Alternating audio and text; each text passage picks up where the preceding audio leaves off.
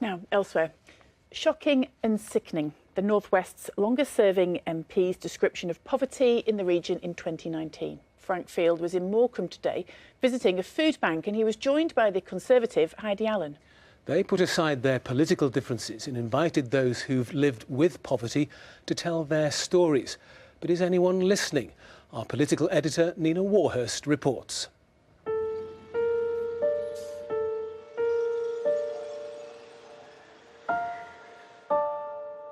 Today in Morecambe, this is Daniel's account of his poverty, which he says drove him to drug dealing, aged 13.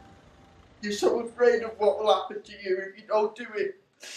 They pay you, and when you have younger brothers and sisters needing to be fed, it's stressful trying to make the right decision.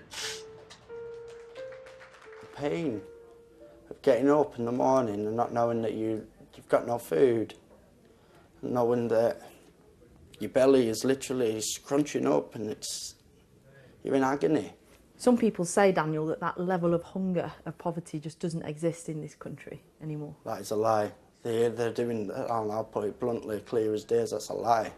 Listening to Daniel, MPs from different backgrounds, both promising change. I'm shocked and numbed, and one feels sick about it. We've got to fight around this time, abolishing the freeze on benefits, and we've also got to make sure universal credit performs somewhat better, let's put it that way, than it currently does. Because of the changing nature of employment, there is a strange paradox.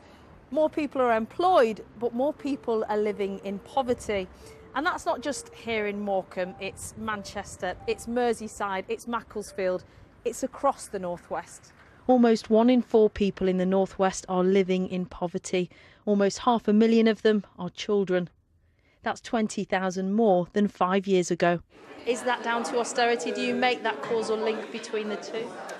You know, this is one of the difficult questions. There's always these statistics about poverty, and I'm not an expert on what the figures are. Some people say they go up. The government would tell you those figures had gone down. Well, that's the Joseph Browntree Foundation. Yeah. What I'm interested in, actually, and we've heard it a lot today, it's not just about statistics, it's people and people's stories, and take them back very clearly to the Secretary of State and to the Prime Minister and tell them unequivocally that things have got to change.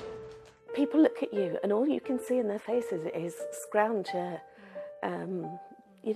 scum. A private education, horse riding lessons, a career in teaching. But Karen says poverty can come to anyone.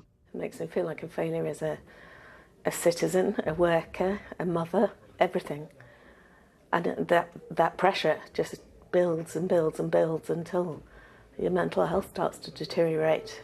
Karen and Daniel say they're now on a way to a better life, and they hope today's visitors were listening. If I had one thing to say to the government, it would be treat me as you want to be treated.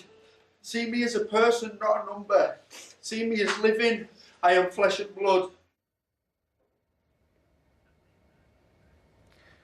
Nina Warhurst reporting there. Some more news from around the region now. The Liverpool Wavy Tree